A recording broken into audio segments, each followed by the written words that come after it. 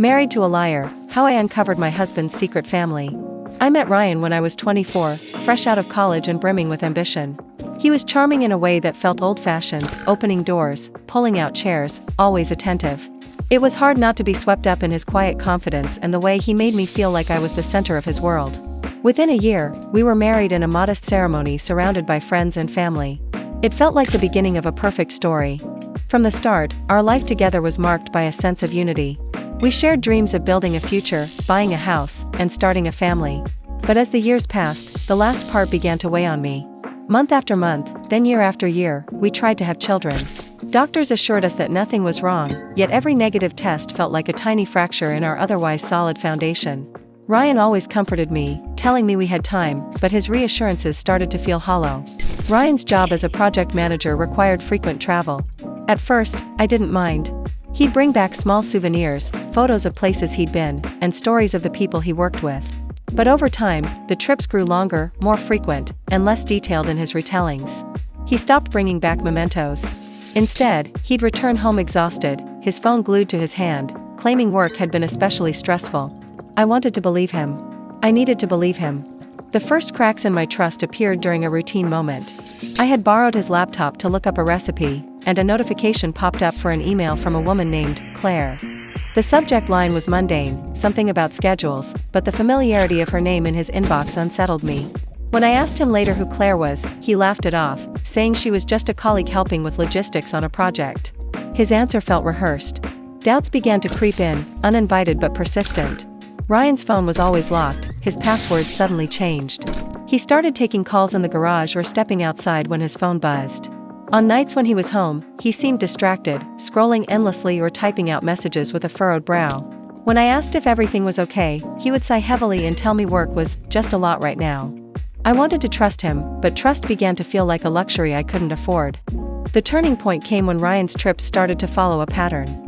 Every other month, he'd have a week-long assignment in a city 3 hours away. At first, I thought nothing of it. Consulting jobs can be unpredictable. But when I mentioned visiting him during one of these trips, his reaction was immediate. He stammered, saying the schedule was packed and the hotel was uncomfortable. It was the first time I saw panic flicker across his face. It planted a seed of suspicion. I began to piece things together in the quiet hours of the night when my thoughts spiraled. His erratic behavior, the locked phone, the increasing distance between us. I started combing through our joint bank statements, noting expenses I didn't recognize. There were charges for restaurants I'd never been to, gifts I'd never received, and hotel stays that didn't match his work itinerary. Each discovery felt like a dagger twisting in my chest. Still, I told myself there had to be an explanation. One afternoon, I decided to confront my fears head-on. I called his office, claiming it was urgent, only to be told Ryan was off that week. My blood ran cold. He had told me he was in a neighboring state for a critical client meeting. I hung up, my hands trembling, and stared at the phone. If he wasn't where he said he was, then where was he? And more importantly, who was he with? My mind raced with possibilities, each one worse than the last. I couldn't bear the uncertainty any longer. I decided to follow him during his next work trip. I made up an excuse about visiting my sister and left the morning he did, trailing his car at a safe distance. The drive felt endless, my heart pounding with every mile. When he finally pulled into a quiet suburban neighborhood, I parked a few houses away and watched as he walked up to a charming 2-story home. A woman opened the door, smiling, and 2 children ran out to greet him. I sat there, frozen, as the pieces of my life fell apart in front of me. Ryan, my husband, my partner, my confidant, had a second family. He scooped up the children, laughing, and kissed the woman on the cheek before they all disappeared inside. The image was surreal, like watching a scene from someone else's life. My hands gripped the steering wheel as tears blurred my vision. Every moment of our marriage felt like a cruel joke, a facade hiding this secret life. Over the next few days, I became obsessed with uncovering the truth. I combed through his social media, finding nothing, and then turned to hers. Claire. Her profile was public, filled with pictures of Ryan, or Mark, as she called him. They had been together for 7 years. The children were his, their birthdays overlapping with the years we had been trying to conceive. My stomach churned as I realized the depth of his betrayal. He had built 2 lives, and I was the unwitting outsider in both. But as I dug deeper, an even more unsettling truth began to emerge. Claire's post stretched back further than I anticipated, capturing milestones that predated my marriage to Ryan. Anniversary celebrations, holidays spent together, even the birth of their first child, all of it existed in a timeline that overlapped with the very beginning of my relationship with him. The realization hit me like a tidal wave. I wasn't the betrayed wife. I was the other woman.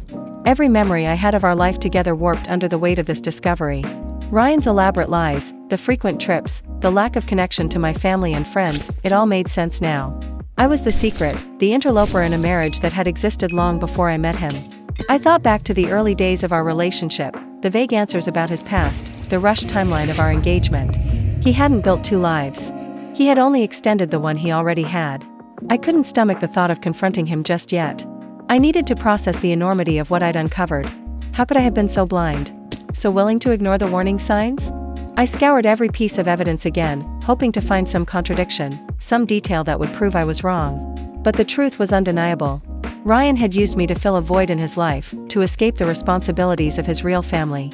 And I had let him. The hardest part was deciding what to do next. Exposing him to Claire felt like the right thing to do, but it also meant destroying the lives of two innocent children. Walking away without a word felt cowardly, but what did I owe to a man who had built our relationship on lies?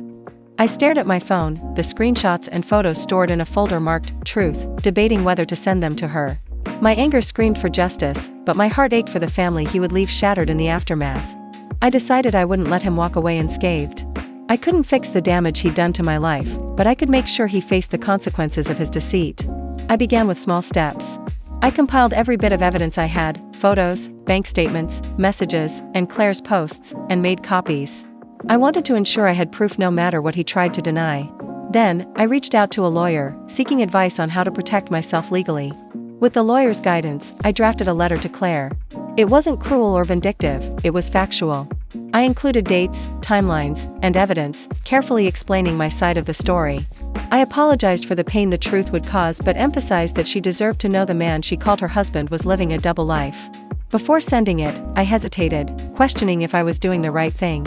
But the thought of her living in the dark, as I had, solidified my resolve. The next step was personal.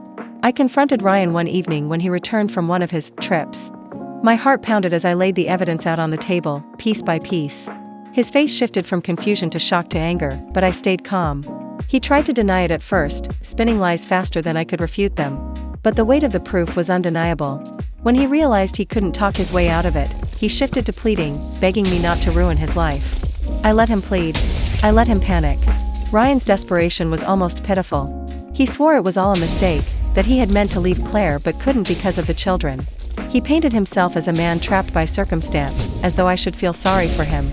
I sat silently, letting him ramble, watching him squirm as he tried to manipulate me one last time. His words, once soothing and persuasive, now felt like poison dripping into an already contaminated well.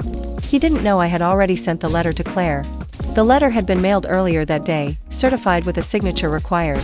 I wanted to make sure she received it, that she would see the undeniable truth and know she wasn't alone in her betrayal. I imagined her opening the envelope, the carefully written words spilling into her lap, her eyes scanning the evidence that shattered her world. I didn't do it to hurt her. I did it because she deserved to know the kind of man she was married to. As Ryan continued to beg, I finally spoke. I told him that I knew everything, about Claire, the children, the lies that had spanned nearly a decade. I told him I wasn't going to keep his secret anymore. His face went pale, and for the first time, I saw genuine fear in his eyes. He asked what I wanted, as if this could be fixed with a bargain. I told him I didn't want anything from him anymore. I only wanted the truth to come to light. In the days that followed, I began to dismantle the life we had built together. I canceled the joint accounts, packed his belongings, and changed the locks on the house. Every step felt like reclaiming a piece of myself that he had taken. I left a box of his things on the porch with a note that said simply, "You know where to go." I imagined him dragging the box to his car, knowing he had lost everything. It wasn't satisfaction I felt, but closure. Claire reached out to me not long after she received the letter. Her voice trembled as she thanked me for telling her the truth, though I could hear the pain beneath her gratitude. She told me that Ryan, or Mark, as she still called him, had confessed everything after she confronted him. He had tried to spin it, of course, claiming he had been planning to leave me, that I had misunderstood the situation. But the evidence was too damning, and she wasn't as easily deceived as she once had been. Our conversation was brief but poignant. There was no animosity between us, only a shared grief for the lives we thought we had. Claire said she didn't know what her next steps would be, but she thanked me again for giving her the chance to make an informed decision. I wished her well and hung up, feeling an odd sense of solidarity with a woman I had never met. We had both been victims of the same man's selfishness, and now, we were free. Ryan tried to contact me a few times after that, sending long, apologetic emails and leaving voicemails that swung between anger and desperation. I didn't respond. I had nothing left to say to him. I filed for divorce, the paperwork meticulous and unyielding. My lawyer ensured there were no loopholes for him to exploit. I didn't want revenge in the legal sense. I just wanted to sever every tie that bound me to him, to walk away without looking back. In the months that followed, I began to rebuild my life. It wasn't easy, and there were days when the weight of what had happened felt unbearable. But slowly, I started to find pieces of myself that I thought had been lost forever. I reconnected with friends, pursued hobbies I had neglected, and started therapy to untangle the web of emotions left in Ryan's wake. For the first time in years, I felt like I was living for myself, not for someone else's expectations or lies. Ryan's life, from what little I heard through mutual acquaintances, fell apart. Claire left him, taking the kids and moving to another state. His job, once his refuge, became a source of scrutiny as whispers of his double life spread. He had built his world on lies, and without them, it crumbled. I didn't revel in his downfall, but I didn't mourn it either. He had made his choices, and now he had to live with the consequences. I, on the other hand, was finally free to live with mine. Looking back, I don't regret uncovering the truth, painful as it was. It allowed me to reclaim my life and my sense of self. It taught me to trust my instincts and to value honesty above all else. Ryan had taken years from me, but he hadn't taken my future. That was mine to rebuild, piece by piece, stronger and more resilient than before. The truth may have broken me, but it also set me free, and for that, I am grateful.